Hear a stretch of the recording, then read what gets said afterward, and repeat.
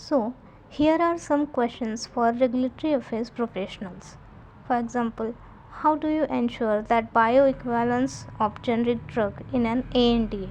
It means abbreviated new drug application, that it is just a generic version. So, how you are going to determine the bioequivalence, which means the same amount of drug is available in that generic product also? That answer, it should be in a regulatory perspective. So if you know the answer, please comment in the comment box. Next is, what are the major differences between the NDA and ANDA? So one difference is of course that NDA is filed for the clinical trials approval and ANDA is generic version, right? So other than that, in terms of regulatory perspective, both are filed in FDA. So what are other differences in a regulatory perspective? Next is, what is electronic common technical document and why is it's essential for regulatory submissions? You know that common technical document involves all the modules and all the information of preclinical, clinical and administrative related information. So it was submitted earlier in the hard format, but electronic version, why is it important for the regulatory submissions? Is it decreases the times or making the speedy evaluation of the submissions, and what are other advantages of that, right? Next is, can you explain the advantages of using electronic common technical document over traditional paper based submission? What is the difference between question number 5 and 6 is fifth question is asking you about the what is why is it essential for regulatory submission, and sixth is what are the advantages.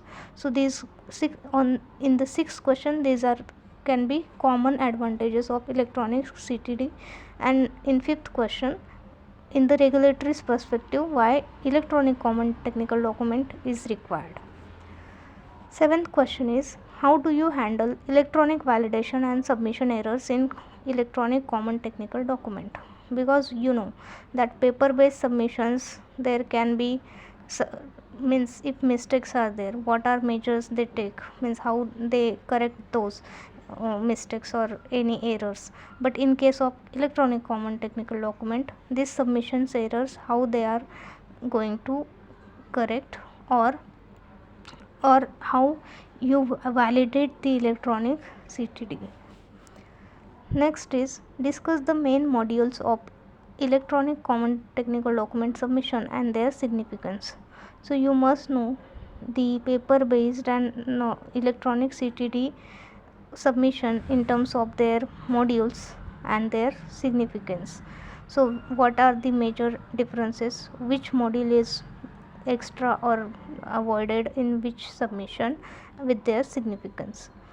Next is, how does eCTD improve the efficiency and review process for regulatory authorities, right?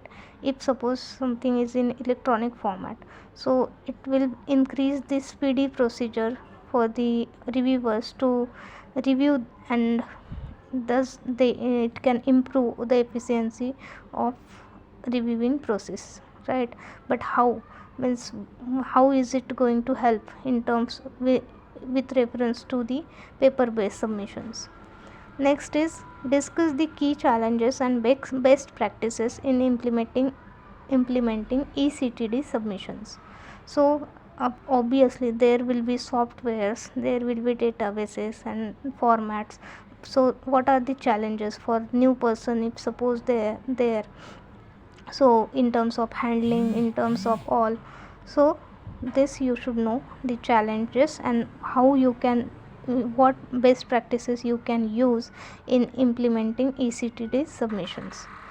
Next is, what are the regulatory requirements for post approval changes in an ANDA submission, right?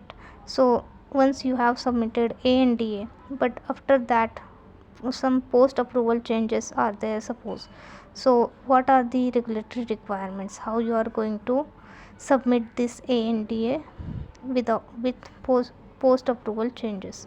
So that answers, if you know any of the answers of the above questions, then please write down in the comment box, so the other persons also can make their opinion on it, and then the discussion can be elongated. Thank you.